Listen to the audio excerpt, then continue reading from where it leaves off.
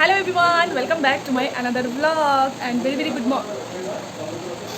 very good morning. দেখো ছেলে actually biscuit খেয়েছে, বিস্কুটের গুঁড়োগুলো আমার মাথার মধ্যে, মানে আয়নার সামনে সকাল থেকে যাওয়ার মতো কোনো সময় আমার কাছে নেই। সকাল সকাল স্নান করে চুলগুলোকে এভাবেই একটা মুড়িয়ালি ঝুপড়িয়ালির মতো করে রেখেছি, ব্যাস এটাই আমার আর কি সকালের রুটিন। হ্যাঁ, কোনো রকম ক্রিম কোনো রকম কিছু লাগাতে পারি না। তো যাই হোক, আজকের ব্লগটা আর কি সকাল থেকেই স্টার্ট করছি, চলো শুরু করা যায়। রাত বাজে 2টো, দেখো। আর তখন এক মশার অত্যাচারে আমার ঘুমটা গেল ভেঙে। তারপরে কতক্ষণ যে জাগনা ছিলাম। তোকে গোজামিল দিল কুটু, গোজামিল দিয়ে চললো, ধর লোকটাকে ধর কুটু, কুটু ভাগ, লোকটাকে ধর, যা যা যা। বাবা কিছু ভয় দেখা দাও তো, কুটু ভয় দেখা দাও তো। ও বাবা, ভয় দেখা দিস? হ্যাঁ, ভাগো, যাও। ও এমন করবে, ও চোখের সামনেই যাবা। হ্যাঁ, বাবা আসবে, অফিস যাচ্ছে, মা আসবে আসবে আসবে তো। চলো আমরা টাটা করে আসি, নিচে যাবো না কিন্তু আমি গেলে ব্যালকনিতে যাবো, তাও ঠিক আছে, নিচে যাবো।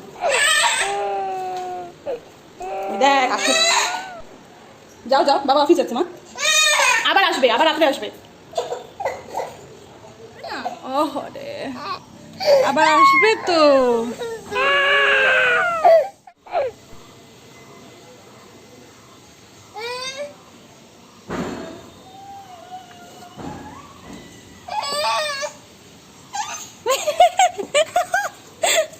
কি অবস্থা,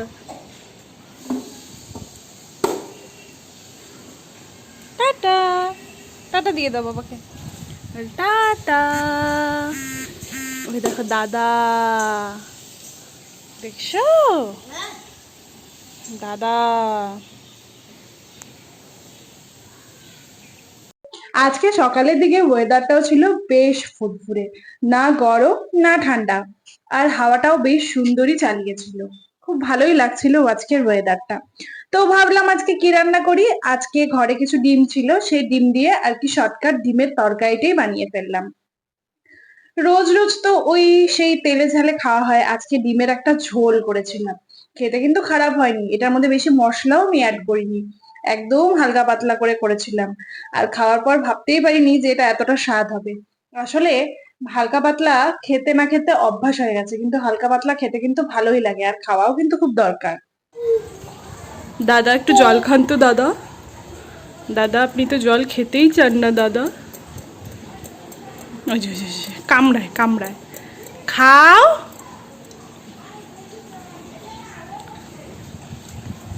খাইছ ভাতু খাই। ওই যে বলে না অভ্যাস, কুটুর এখন অভ্যাস হয়ে গেছে। খাওয়ার পর এখানে একটু না দাঁড়ালেও ভালোই লাগে না, এখানে দাঁড়াবে, নানান রকমের কথা বলবে, একে তাকে ডাকবে। আর ওর কথা যখন কেউ বুঝতে পারবে না, তখন ও একদম চিড়চিড়া হয়ে যাবে।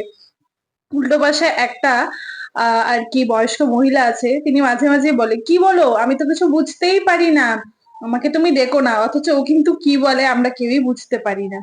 সত্যি তাই, কি অদ্ভুত তাই না?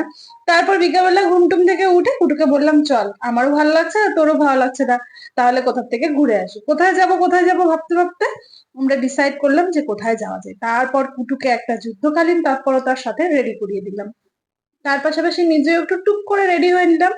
সেরকম তো রেডি হওয়ার ব্যাপার নেই, কুটুকে একটু চুলটা আঁচড়িয়ে দিলাম। আর দিনের পর দিন সেই চিরুনিটা নিয়ে ও এইভাবে চিরুনিটার উপর অত্যাচার করেছে, দেখো চিরুনির মধ্যে একটা আর কি ইয়েও নেই। দেখতেই পাচ্ছ চিরুনিটার অবস্থা কি, এটা কিন্তু ওই করেছে। সেটা তোমরা ভিডিওর মাধ্যমেও দেখতে পারবে। ওয়েট, দেখ আমায় ভাঙলো। বাইরে বের হলে একটা চিন্তা খুবই মাথার মধ্যে ঘুরপাক করতে থাকে, যে টোটো পাবো কিনা।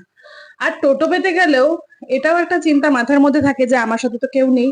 কারণ টোটোওয়ালারা দেখে যে আমি একাই আছি, বা আমার পাশে যদি কেউ থাকে তাহলে নিশ্চয়ই আরেকজন থাকবে। তবুও ওনাদের একটা মূল বাক্য হয়ে দাঁড়িয়েছে, একাই। আর এটার উত্তর দিতে দিতে আমি এখন ভীষণই ক্লান্ত।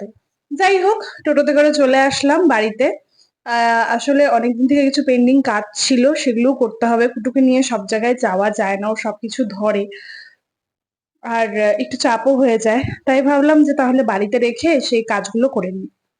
আর ও দেখো একা একাই চলে আসলো, বাড়িও চিনে গেছে, কিভাবে দরজা খুলে কোন দিক দিয়ে যেতে হবে সেগুলো সবই ওর একদম এখন কোনো ব্যাপার না, ও সবকিছু বুঝে গেছে কোন দিকে রাস্তা আছে, কি আছে না আছে, ও একাই চললো।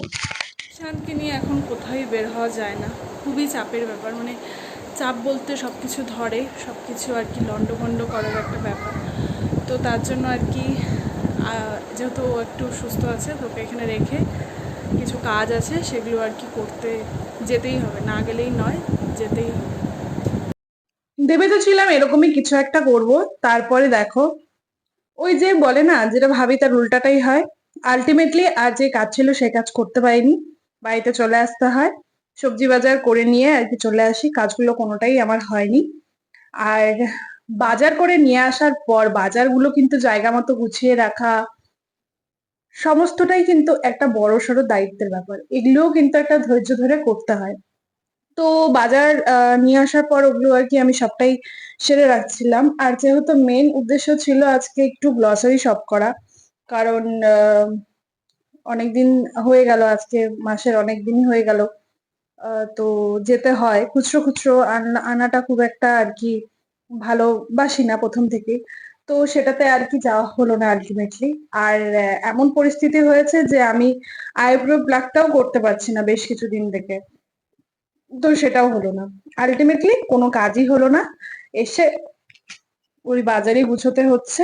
তো তারপরে এগুলো এদিকে গুছিয়ে টুছিয়ে নিলাম, দীক্ষান্তকে ওদিকে খাবি টাবি দিয়েছি। গ্রসারি শপে যাওয়াটা খুবই আর্জেন্সি ছিল, কারণ অনেক কিছু ছিল না, তারপরে বাধ্য হয়ে আর কি খুচরোই আমাকে আর কি কিছু জিনিস আনতে হয় সামনের একটা দোকান থেকে। তো বাবাকে বলেছিলাম যে চিনিটা তো সকাল হতেই লাগবে, তো ওটা আগে নিয়ে আসো। তো ওটাই চিনির কৌটাটা আমি ধুয়ে রেখেছিলাম ভালো করে, তারপরে ওটাই ভরে টরে নিলাম রাত্রেবেলা, কিছু করার নেই। বাচ্চা নিয়ে মানে কিভাবে যে কি করা হয় আমরাই জানি সেটা, সবটা হ্যান্ডেল করা। তো যাই হোক, তারপরে আর কি ওকে ফ্রেশ ট্রেশ করিয়ে দেওয়ার পর ঘরে এসে দেখলাম ও নিজের জামাটা নিজে খুলেছে, খুলে আর কি নিজের জামাটাকে কিছু একটা রান্না করছে, এবার কি রান্না করে উঠলো সেটা আমি বুঝে উঠতে পারলাম না। তারপরে অনেকক্ষণ রান্না টান্না করে তারপরে ওটাকে ফেলে দিল। ইচ্ছে ছিল আজকে বাইরেই একটু বিরিয়ানি খাবো, কত শতাব্দী হয়ে গেল আমি বিরিয়ানি খাই না, কিন্তু যেহেতু বাইরের আজকে কোনো কাজই হলো না, কোথাও যাওয়াও হলো না, আচমকা বৃষ্টিও চলে আসলো, তাই আর কি বিরিয়ানিটা বাড়িতেই অর্ডার করলাম। কিন্তু দুটোর জায়গায় একটাই অর্ডার করেছিলাম, কিন্তু একটা নিলেও কোয়ান্টিটিতে বেশ অনেকটাই দিয়েছিল। এটা আয়াত থেকে নেওয়া হয়েছিল, মাটন কি দম ভুনা দম বিরিয়ানি টাইপস এর কিছু একটা নাম। অল্প নিয়েছিলাম কারণ আমি ভাত খেয়েছিলাম। আর মটনটা বেশ ভালোই ছিল, ভুনা ভুনা টাইপ, কালা ভুনা টাইপের অনেকটা ছিল মটনটা। একটা আলু দিয়েছে বড়, বড় একটা আলু দিয়ে রেখেছে, কোনো ডিম টিম দেয়নি। 260 প্রাইস নিয়েছে। তো এটাই ছিল আজকে আয়াত বিরিয়ানির review. Overall not bad, good. আর কোয়ান্টিটিটা অনেকটাই দিয়ে দেয়, ভালোই হয় খেতে। তো তারপরে আর কি ভাত খাওয়ার পর খুব একটা এনার্জি ছিল না খাওয়ার, বাট ভাবলাম যে না, খেয়ে নিই। চলো আজকের ব্লগটা এতটুকুই, আবার নেক্সট ব্লগে দেখা হচ্ছে। চলো টাটা, সবাই ভালো থেকো, সুস্থ থেকো, আর গুড নাইট।